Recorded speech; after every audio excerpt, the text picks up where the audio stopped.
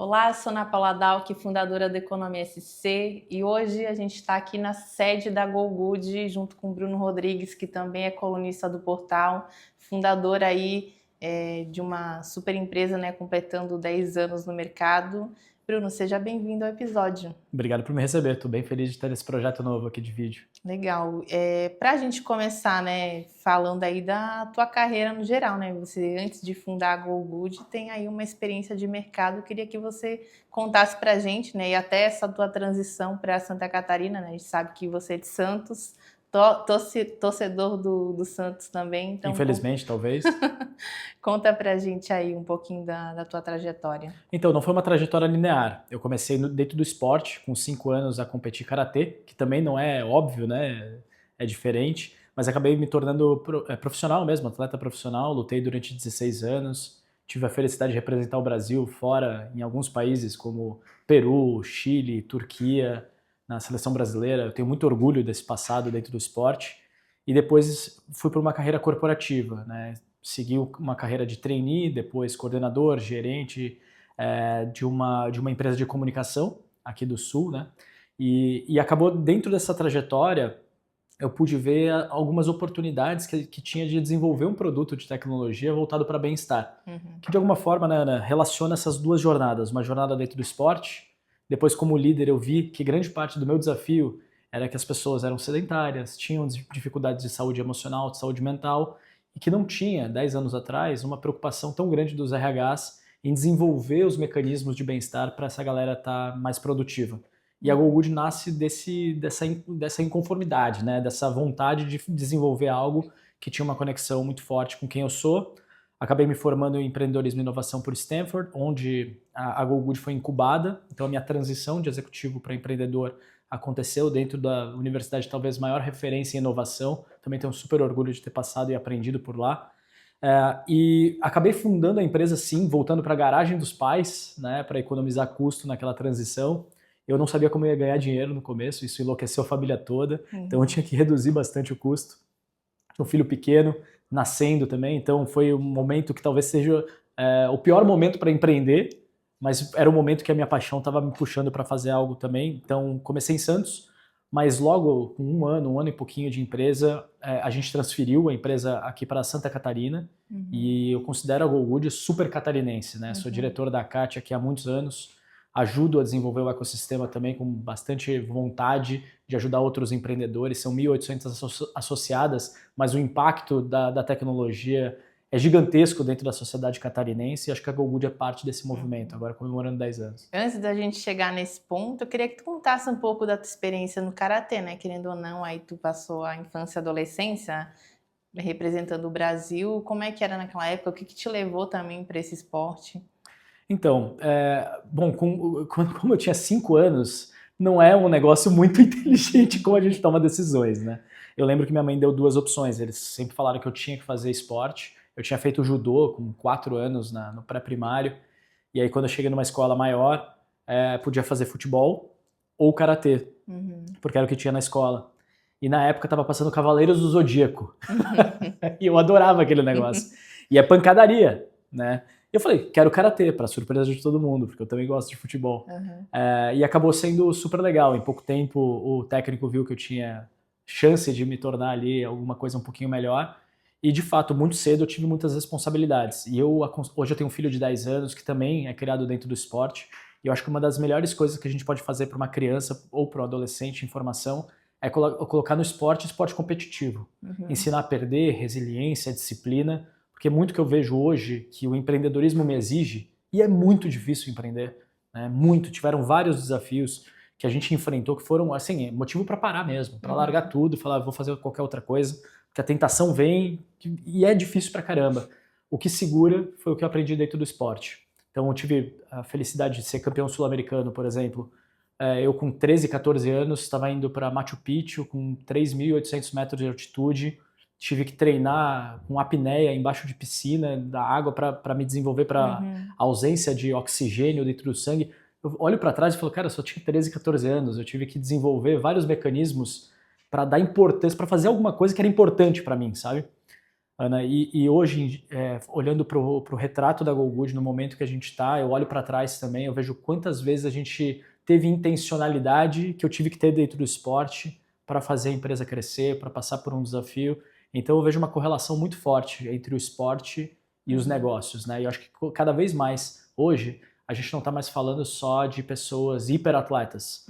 Hoje todo mundo está discutindo a sua própria saúde mental, então carreira e autocuidado e bem-estar, elas estão completamente interligadas. O que te fez encerrar a carreira no karatê? Eu sou todo arrebentado, eu tenho os 2 ombros deslocados, eu tive escoliose, lordose, porque... Era um nível de exigência, né, para uma criança / adolescente, querendo ou não. Total. E assim, hoje em dia se tem muito mais conhecimento sobre tipos de fortalecimento, fisioterapia, todo o entorno do atleta jovem ali, para diminuir essa incidência de lesões. Eu tive muitas lesões, tive canelite super severa, porque o nível de intensidade de treinamento era muito grande e naquela época tinha um mito que você não podia puxar ferro, né? Você não podia fortalecer porque isso interferia no teu crescimento. Isso, na verdade, aumentava muito o impacto que a gente tinha sem a estrutura muscular que o atleta devia ter também. Então, isso acabou aumentando muito a incidência de lesões. Mas também, assim, Ana, tem uma coisa na vida para mim que é cumprir ciclos. Eu acho que cumprir um ciclo. Tipo, eu não sonhava em ser o atleta profissional pelo resto da minha vida. Eu queria conhecer novas experiências. Eu era apaixonado por trabalho de escritório também, que é o que a gente faz aqui, né? Por desenvolver um negócio, por poder impactar as pessoas de uma forma diferente para além do esporte. Então acho que ele cumpriu um ciclo super legal durante 16 anos. É muito legal olhar para trás, mas também pensar que esses 16 anos puderam me alavancar para fazer outras coisas e impactar mais vidas, né? Hoje a gente está falando do sonho da gente agora em 2000, mais que um sonho, é um plano, e a gente vai fazer isso acontecer em 2028, impactar 1 milhão de vidas. Poxa, eu acho que tem muito a ver com o que foi plantado lá no esporte lá atrás. E até essa tua trajetória no esporte, ela não termina, né? Porque ano passado tu fez tua primeira maratona, e aí eu queria que tu contasse também de onde que surgiu essa vontade, como é que foi essa preparação, e a gente também foi um dos apoiadores aí da tua jornada, né? Exatamente, a economia comprou essa ideia junto lá desde o começo, uma loucura. Então, o que me levou? Eu sempre tive ligado ao esporte. Mesmo quando eu parei o karatê, eu jogo futebol, sempre gostei de correr também, mas não era nada muito estruturado. Musculação, enfim, sempre estava envolvido de alguma forma com algum tipo de esporte. Mas na virada do ano passado, eu senti que eu estava fazendo muita atividade física, estava legal, mas eu tinha deixado de lado algo importante para mim, que é performance. Então, a minha frequência de corridas, por exemplo, estava muito legal. Só que eu não estava preocupado com o pace, e eu queria reduzir o pace e com a distância que eu queria percorrer. E eu fiz essas promessas aquelas que ninguém cumpre, eu cumpri, que era eu vou melhorar a performance. E aí eu primeiro coloquei um desafio de fazer uma meia maratona, e eu queria correr alguma corrida, seja de 10 ou 15 abaixo de 5:30 de pace, era mais ou menos isso. E aí em pouco tempo eu corri uma de 21 a 5:17. Foi tipo abril ou maio. E aí eu falei, pô, venci a minha promessa do ano, que estava super distante. Falei, quer saber? Eu tô palestrando para dentro de empresas falando de bem-estar, que todo mundo tem um próximo passo de bem-estar e tem que dar esse próximo passo. Falei, eu vou fazer uma maratona. Eu sempre sonhei em fazer esse negócio, por que não agora? Eu sempre falava, não, quando a GoGood estiver maior, eu estiver um pouco mais tranquilo e tal. Nunca tem um momento perfeito. Falei, cara, bora fazer esse negócio. Aí a gente fez a preparação em 12 semanas. E eu narrei isso nas redes sociais, né, para contar um pouco dessa preparação. Foi super difícil mesmo, especialmente porque uma das coisas que eu vou dar em primeira mão aqui, que eu não contei, porque foi um negócio que mexeu muito comigo, é que 3 semanas antes da maratona, eu estava no final do ciclo de treinamento, meu pai adoeceu, teve um problema de coração, e ele se hospitalizou, e ele acabou ficando 120 dias na UTI. A gente transferiu ele para São Paulo e tudo mais. Então você fez a maratona enquanto ele estava hospitalizado? Um dia antes a gente tinha transferido ele para São Paulo, eu não fui com a minha família porque eu tinha que correr. Que loucura. Então me afetou muito emocionalmente e eu nunca consegui publicar, inclusive, o sentimento que eu tive na chegada, porque faltou treinamento. Mas a reta final chegou a me emocionar de lembrar, porque tem muito valor para mim, hoje ele está bem, graças a Deus. Ele teria que passar por um transplante de coração. Então, super sério, super pesado o processo. E eu lembro de ter homenageado ele, faltando poucos quilômetros. Eu falei, eu vou terminar esse negócio, porque se eu não der o meu melhor, meu pai vai saber lá e ele tá dando o melhor dele. Sim. Então, acabou sendo, acho que uma experiência memorável, assim, por tudo que eu passei no meio da preparação e consegui terminar mesmo assim, e com homenagem para o meu pai, vê-lo bem, ele vestindo depois a medalha da maratona, foi super legal. Que legal. Bruno, eu queria que você comentasse agora com a gente como que surgiu, né, a ideia da GoGood, né, os principais insights que tu teve para criar o negócio e agora essa novidade aí com a IA, com esse novo rebranding de vocês também. Engraçado que a gente está passando por um ponto de virada que eu vi 10 anos atrás que aconteceria. A gente tinha uma penetração de programas de bem-estar nos Estados Unidos, eu vi isso quando passei por Stanford, né? Que tinham programas de bem-estar que quase 80% das empresas grandes tinham programas de bem-estar estruturados. E no Brasil isso era menos de 20%. Só que quando a gente olhava sedentarismo, estresse, obesidade, todos esses fatores de bem-estar no Brasil, eles cresciam numa taxa muito mais acelerada do que nos Estados Unidos. Falei, cara, isso aqui vai mudar muito e o mercado de bem-estar corporativo vai ser muito relevante. Porque bem-estar não é algo necessário para as pessoas viverem, né, a nível de investimento. As pessoas têm que pagar aluguel, comprar comida e tudo mais, pagar uma academia, pagar um terapeuta, nunca é fácil.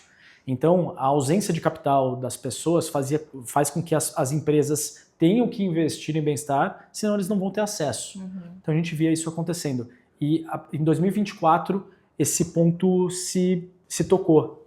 Perto de 80% das empresas brasileiras, as grandes empresas, têm um programa de bem-estar estruturado. Ou seja, o mercado cresceu muito no Brasil. E foi isso que a gente apostou, que o mercado ia crescer e que a gente poderia desenvolver tecnologia para, de fato, ajudar as empresas a terem mais bem-estar. A gente criou primeiro um braço de academias, então hoje nós temos mais de 4.000 academias credenciadas na nossa plataforma. A gente lidera esse mercado em Santa Catarina com perto de 1.500 academias. Mas não só isso, a gente trouxe também psicólogos, nutricionistas e assim por diante. O que a gente enxergou, Ana, que hoje, apesar da imensa maioria das empresas terem um programa de bem-estar, um benefício, elas sofrem muito com adesão. Então o RH ele não consegue ter uma entrega de sucesso verdadeira. 58% das empresas que têm um benefício de bem-estar têm uma adesão muito baixa. Esse é o levantamento da BRH de São Paulo. E por que isso acontece? Grande parte porque os fornecedores no pós-venda são muito distantes do RH. E o RH geralmente ele tá fazendo várias coisas ao mesmo tempo e sem especialidade de nada.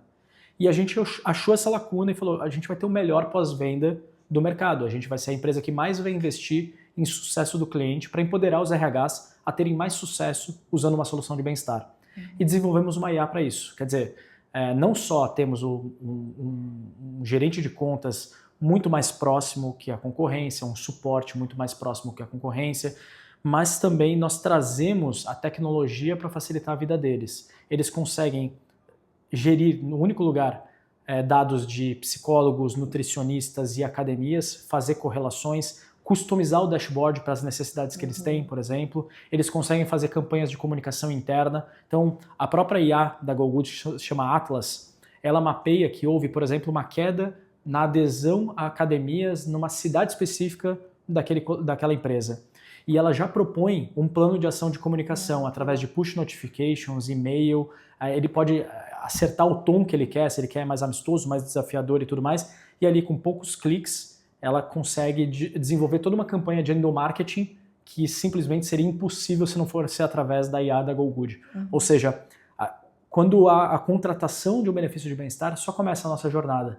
Os nossos clientes ficam anos e anos com a GoGood. Por quê? Porque tem o melhor pós-venda do mercado, focado no sucesso deles, e agora tem uma ferramenta que aumenta o superpoder do RH para entregar ainda mais sucesso.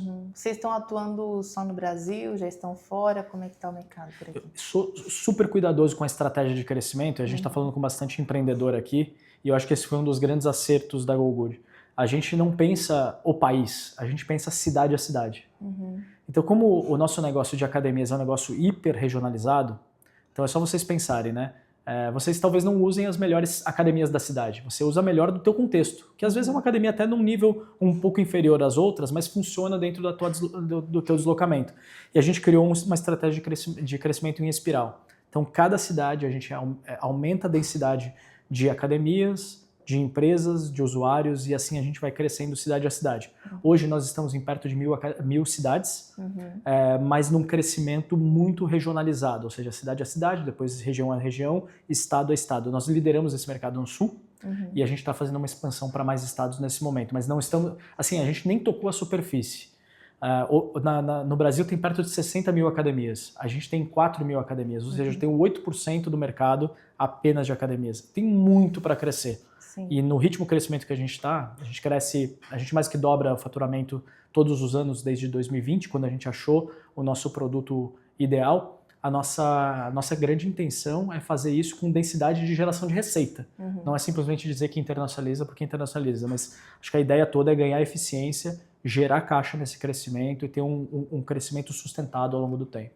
E tu comentou ali de impactar 1 milhão de vidas até 2028, como é que tá essa estratégia? Legal, a gente superou 200 mil vidas agora, então é algo que é um salto grande, né? Vocês estão planejando. Se a gente simplesmente repetir o que a gente está fazendo, a gente consegue chegar lá. Eu tenho muita confiança, assim.